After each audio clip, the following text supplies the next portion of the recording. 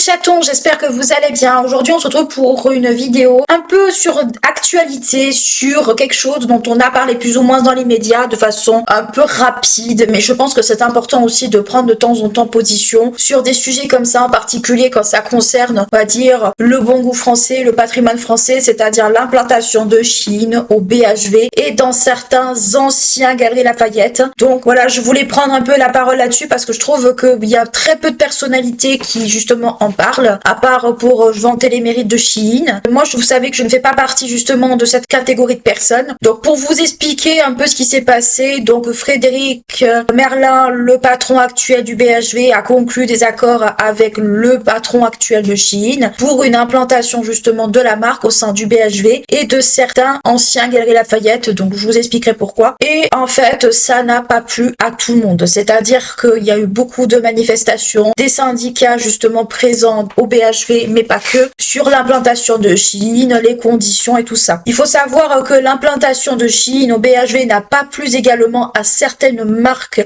présentes justement au BHV. C'est-à-dire le BHV a vu certaines de ses, on va dire, enseignes partir. Alors, il y a eu des problèmes d'impayés aussi, donc ce qui fait qu'au bout d'un certain moment, ça n'a pas aidé non plus. Mais l'implantation de Shein n'a pas plu également. C'est-à-dire que des marques comme Aimé, qui sont des compléments alimentaires, Culture Vintage, qui est une marque un peu friperie, mais friperie chic, ou bien d'autres encore, ont décidé tout simplement de partir du BHV et de tout ce qui est autour parce que ça ne correspond pas à leurs valeurs et parce que tout simplement, ils ne voulaient pas côtoyer justement Shein. Il y a aussi certaines marques cosmétiques qui ont décidé tout simplement aussi de s'en aller par rapport à ça. J'ai vu passer également sur Instagram une fondatrice, je sais plus la marque exactement, au pire je vous mettrai le lien en barre d'infos, qui avait racheté tout son stock carrément de produits de sa marque car elle ne voulait pas être associée à Shein pour toutes les raisons qu'on connaît. Il faut savoir que Shein baigne également dans les scandales. Ils sont liés à l'ultra fast fashion. J'ai déjà fait une vidéo sur Shein il y a pas mal de temps. Je vous y renvoie si cela vous intéresse de connaître également mon opinion et de tout ce qui est autour, c'est-à-dire travail des enfants dans certaines conditions, femmes et enfants, avec manipulation de certains produits, etc., etc. Donc ça, c'est ce qui fait que beaucoup ne veulent pas être associés à ça, mais pas que. Très récemment, pour ceux qui ont suivi l'actualité, Shein et avant AliExpress, avant eux, ont été mêlés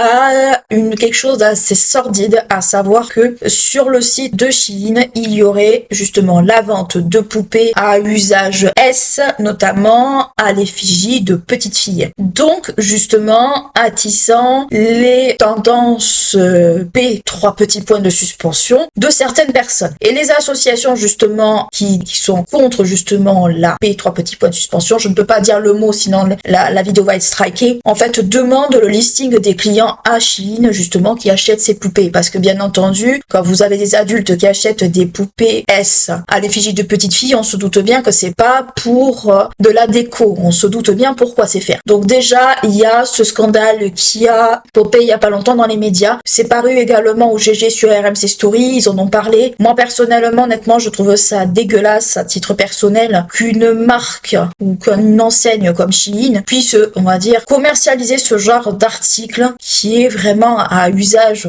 C'est des sujets pour moi qui sont très sensibles. Je suis quand même enseignante, donc je travaille avec des gamins. Pour moi, c'est quelque chose de grave. C'est quelque chose avec lesquels on ne doit pas rigoler et qu'à un moment donné, il faut prendre la situation en main. Donc les assos demandent justement le listing des clients de Shein qui achètent ces fameuses P. Pour moi, c'est limite oui. Et même pour moi, Shein ne devrait pas se poser la question. Fournissez-leur le listing et puis terminé. Donc ça devrait être fait. Donc il y a cette histoire qui a fait aussi. Mais avant, parce que désolé, c'est un peu décousu, mais avant, pour en revenir au BHV, l'alliance BHV-Shein n'a pas plu également à certaines hautes autorités en lien avec tout ce qui est grands magasins, luxe et compagnie, entraînant il y a quelques mois l'exclusion du BHV de la société des grands magasins qui sont un peu une société en fait qui regroupe un peu tout ce qui est les Galeries Lafayette, tout ça, donc ce qui fait que globalement ils ont été exclus. Je ne comprends pas, moi à titre personnel, comment Frédéric Merlin voulu encore une fois un partenariat avec Shein. Donc ça pour c'est quelque chose d'incompréhensible et je ne comprends pas, ne serait-ce que même la venue de Shein dans un grand magasin comme le BHV et anciennement après Galeries Lafayette. Je dis anciennement Galeries Lafayette, pourquoi? Parce que tout récemment en fait les Galeries Lafayette, alors il y a les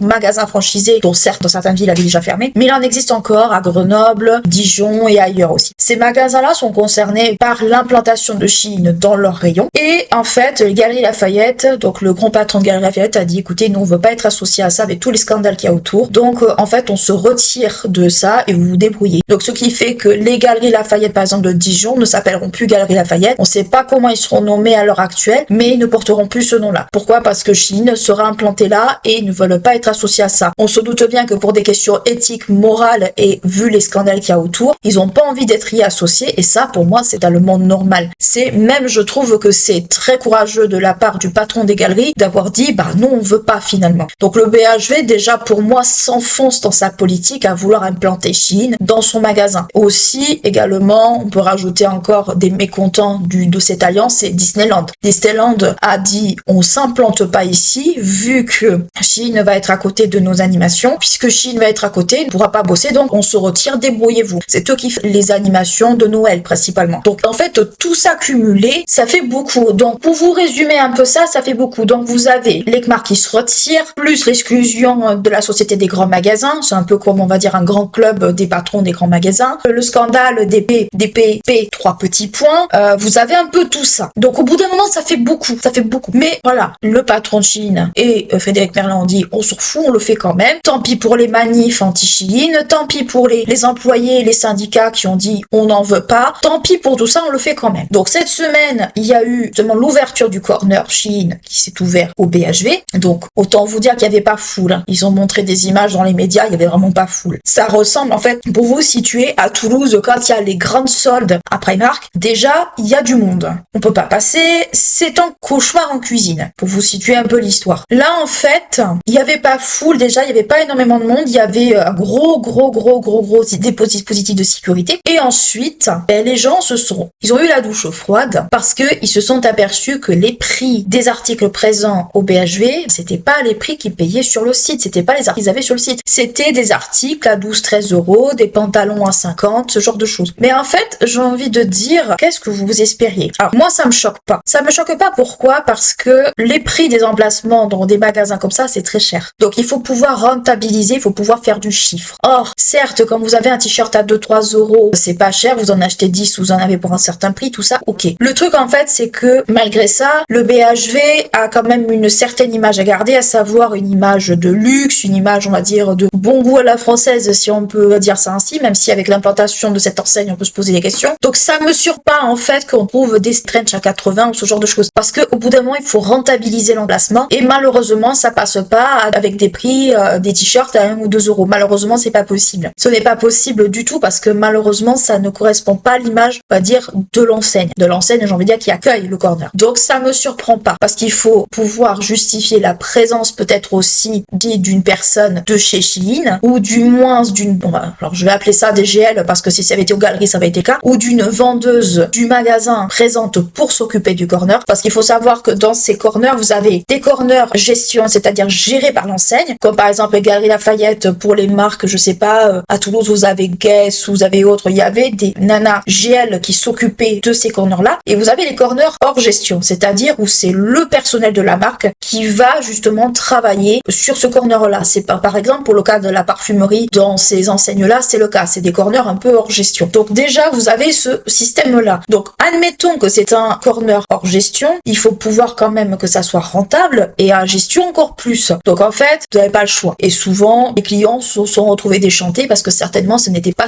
ce à quoi ils s'attendaient. Donc déjà, ça me surprend pas que la douche ait été froide et que malheureusement, ça n'ait pas fonctionné, ça a plutôt fait un bide. Ça me surprend pas. Pourquoi moi je vous parle de ça? Parce que moi, en fait, ça me fait mal, en fait, de voir une marque comme Shein s'implanter dans des grands magasins comme le BHV, comme les Galeries Lafayette. Ma maman a travaillé 42 ans aux Galeries Lafayette Toulouse. Comment vous dire que je pense que moi, ça me ferait super mal de voir une marque comme Shein, avec tout ce qu'on connaît sur la marque, s'implanter justement dans un grand magasin comme les Galeries, ça me ferait mal. En toute honnêteté, ça me ferait mal. J'ai moi-même travaillé aux Galeries Lafayette il y a plusieurs années. Ça me ferait mal, en fait, de devoir vendre des t-shirts, des pantalons qui ne tiennent pas la route à des prix aussi gros, des prix aussi astronomiques. Pour moi, éthiquement parlant, ça serait pas possible. Il y a certaines GL, et j'en connais aussi encore certaines, je doute fort qu'elles voudraient vendre ce genre de camelote. J'en doute très fort. J'en doute très fort parce que certaines sont beaucoup trop à cheval sur les valeurs de la marque dont elles vantent souvent les mérites ou dans lesquelles elles travaillent que pour vendre ça. Donc pour moi, c'est déjà quelque chose qui est honteux. Alors c'est vrai, vous allez me dire, tout le monde ne peut pas s'acheter du Made in France, tout ça. Ça, je peux l'entendre que ce n'est pas possible de s'acheter du Made in France. Qui épuisé au prix que c'est. Ça, je peux l'entendre totalement. Maintenant, moi, j'aurais plutôt tendance à vous dire, plutôt que d'acheter du Shein, privilégiez la seconde main ou la friperie. La friperie, alors certes, il y en a en physique, bien entendu, mais vous avez des friperies aussi où les sites sont dématérialisés, c'est-à-dire que par exemple sur Vinted, vous pouvez trouver des sites professionnels de friperie pro, justement, qui vendent leurs articles directement sur Vinted, comme ils le vendraient en boutique. Le souci, c'est que sur Vinted, ils payent pas un loyer de boutique, alors que s'ils avaient, on va dire, pignon sur rue, ils en payeraient. C'est ça la différence. Donc il faut vraiment chercher. Quand vous cherchez des pièces épuisées, en honnêteté, moi franchement, alors c'est vrai que moi je suis adepte de Primark à la base, mais je préfère payer du Primark à la rigueur, où certes, vous allez me dire la qualité est pas meilleure pour certaines choses, tout ça. Ça je peux l'entendre, parce que c'est un argument que je peux entendre. Maintenant, Primark, j'ai été très rarement déçue par les vêtements, et surtout en fait, Primark, disons que ça n'a pas eu volonté de s'implanter dans un grand magasin, quel qu'il soit. Ils n'ont pas eu cette volonté, ils n'ont pas eu ce melon de le faire. Là, pour moi, Frédéric Merlin a joué une carte dangereuse pour son enseigne, à savoir que si le corner n'est pas rentable, alors il sera peut-être pendant les soldes, c'est possible, mais s'il n'est pas rentable à l'heure d'aujourd'hui, ça sera perdant pour lui, parce qu'il a déjà eu des marques qui sont parties pour des problèmes de paiement, il y a des marques qui sont parties pour des questions d'éthique, donc en fait, tout ça cumulé fait que tu perds de l'argent, tu perds avec des partenariats avec des marques qui vont dire que vous avez fait ça, nous on veut pas y être associés, et ça se comprend, en fait, c'est normal, moi ça me choque pas. Moi je vous avoue, si je devais prendre position, je dirais que je suis totalement contre ce genre de choses. Alors j'entends que pour certains budgets, c'est le genre de marque qui est avantageuse. Quand vous avez des enfants, à la rigueur, ça me pose moins de problèmes parce que les enfants, ils abîment, ils tâchent, tout ça. Et puis quand ça grandit vite, au bout d'un moment, on n'a pas envie de mettre des fortunes dans des vêtements. Ça, je peux l'entendre complètement. Maintenant, pour les adultes, franchement, il y a tellement de marques qui sont beaucoup mieux que Shein, qui ont des prix où vous pouvez toucher la matière, où vous pouvez vraiment voir comment c'est, tout ça. Faut pas se leurrer, certes, les grandes marques comme Zara, comme Mango, comme tout ça, font aussi faire leurs vêtements au Bangladesh et compagnie, ça on le sait, mais pas à la même fréquence que Shein. Déjà, il n'y a pas des collections tous les 4 matins. Si chez Shein, c'est le cas, malheureusement. Chez Zara, ça ne l'est pas. Chez Mango non plus. Mango a tendance, et même Zara, à avoir un autre standing. C'est-à-dire que d'une part, c'est le même groupe aussi, et Bershka également, mais ça a une volonté de vouloir être dans un autre standing. C'est-à-dire que moi, j'ai des vêtements Zara que j'ai lavé, relavé, qui n'ont pas bougé, qui sont impeccables. Et les vêtements Primark, c'est la même chose. Les vêtements Naf aussi, c'est la même chose. Mais c'est un autre standing, c'est aussi un autre prix aussi. Disons que par rapport à Shein, il y a moins de scandales. Il y en a, mais il y en a un peu moins.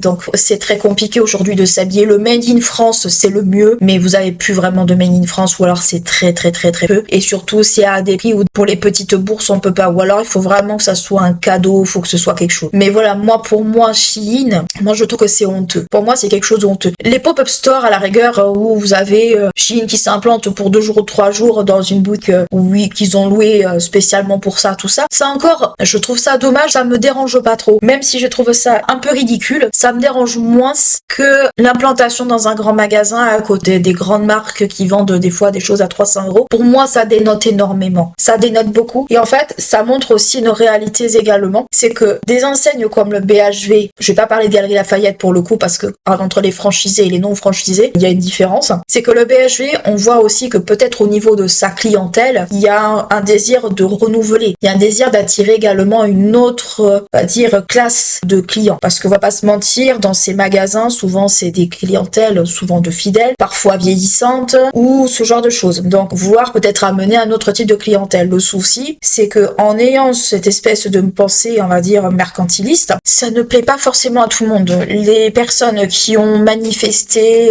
que ce soit les personnes de la CGT ou même les vendeuses, les clients, moi honnêtement je le dis, ils ont raison, parce qu'au bout d'un moment, perdre son identité pour le profit, c'est peut-être pas forcément quelque chose qui est souhaitable à la fin. Donc voilà, moi mon opinion c'est que à un moment donné, je pense que le BHV s'est tiré une balle dans le pied, très clairement. En tout cas, à l'heure actuelle, c'est le cas. Peut-être que l'avenir me donnera tort, mais connaissant un peu la clientèle de ces magasins, connaissant un peu la façon dont ça fonctionne et les attentes aussi, parce que, en toute honnêteté, les personnes qui vont au BHV, au Galeries Lafayette, ils attendent un certain standing, ils attendent une certaine image, ils y vont pour l'image aussi. Si vous avez des Galeries Lafayette qui amènent du Shein, pas forcément de bonne réputation, ou du BHV qui amène du Shein, au bout d'un certain moment, l'image en pâtit et ça ne vend pas du rêve en fait. Donc ça veut dire que concrètement, on est prêt à abaisser un niveau de qualité, on est prêt à abaisser un niveau, dire une réputation installations au nom, alors au nom du profit ça s'entend, mais au nom de vouloir un peu suivre les modes, puisque Shein est une enseigne qui a le vent en poupe, tout le monde y commande. Moi non, parce que clairement c'est pas ma cam. Moi je préfère, comme je vous dis, je préfère Primark, je préfère les friperies, je préfère ce genre de choses très clairement. Puis j'achète très peu de fringues aussi. Je redécouvre H&M aussi sur certaines choses, donc je préfère des marques comme ça. Vraiment les marques que je connais, dont j'ai confiance, que je mets depuis X années et qui, pour certains, j'ai des pièces qui ont 10-15 ans qui n'ont pas bougé. Je pourrais vous faire une vidéo à l'occasion sur les pièces que j'ai depuis 10-15 ans qui n'ont pas bougé ou très peu bougé. Donc déjà, moi ces marques-là, je les connais, je leur fais confiance. Ils ont toute ma confiance par rapport aux produits. Moi, Shein, en toute honnêteté, quand vous entendez qu'un t-shirt au bout de 30 lavages, il est mort. Alors imagine si c'est des enfants, vous devez renouveler souvent. Et honnêtement, au bout d'un moment, quand vous devez renouveler souvent les t-shirts, les pantalons,